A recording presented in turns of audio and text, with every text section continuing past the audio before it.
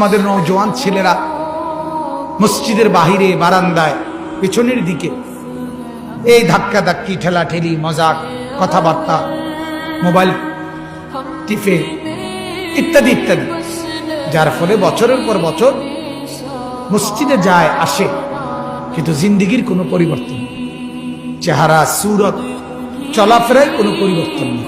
কেন? অমনোযোগ। আল্লাহর কথা দিল দিয়ে শুনে নেয়, আল্লাহর কথা কান লাগায় শুনে নেয়, যার কারণে যথাযথ আছে।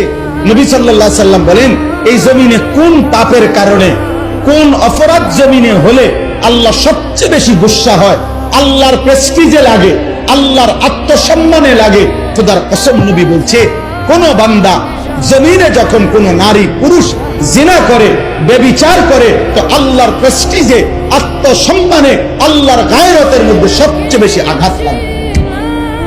মালিক আমার বেশি গুসা হয়, মালিক আমার বেশি রাগ। কলিজার মধ্যে কবরের ফিকির, আখিরাতের ফিকির আছে, পরকালের ভাবনা আছে, তারা শুধু নেকি তালাশ করে, নেকি তালাশ করে, নেকি তালাশ করে।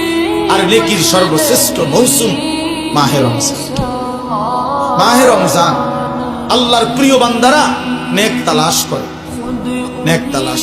জীবন একটাই, মোবাইল, আর কোনো কিছু নেই, আর কিছু নাই।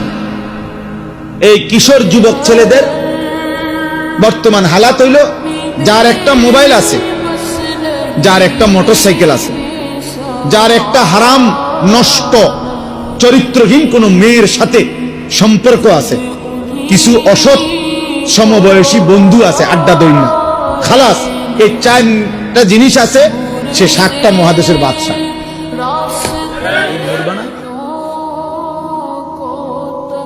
আজ যদি মৃত্যু হয়, এই বেনামাজি জিন্দিগি নিয়ে কেমনে কবরে যাই? ঠিক বা কেমন?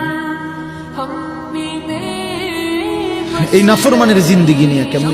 একটু দুনিয়া, সামান্য কদ্দুর ভাত মাছ, এটুকুর জন্য এত বড় আখেরাত ছেড়ে দিলেন। এক ওয়াক্ত নামাজ পড়তে পারলেন না, এতগুলো মিথ্যা হারাম রোজগার করলেন। আস্তাগফিরুল্লাহ। আমার যেদিন মৃত্যু হবে সেদিনও দেখা যাবে সংসারের অনেক কাজ বাকি রয়ে গেছে বাকি হয়েছে। আর ফায়া বাংলা, জানালার ছিটকারি বাংলা, হ্যাঁ, সোফাটার মধ্যে বার্নিশ করলে বালা ছিল, ফ্রিজের তলে দিয়া পানি ভরে, নুন নাই, তেল নাই, সাবান নাই, এই না? তাহলে স্বার্থপর এই দুনিয়া শেষ করা। মুসলমানের বাচ্চা, মুসলমানের ঘরে জন্ম নিয়া, মুসলমান পরিচয় দিয়া, খোদার 365 দিনে এক বছর কোনদিন ফজরের নামাজ একদিনও পড়লো না। মুসলমানের বাচ্চা এত বড় জানোয়ার কেমনে হইল?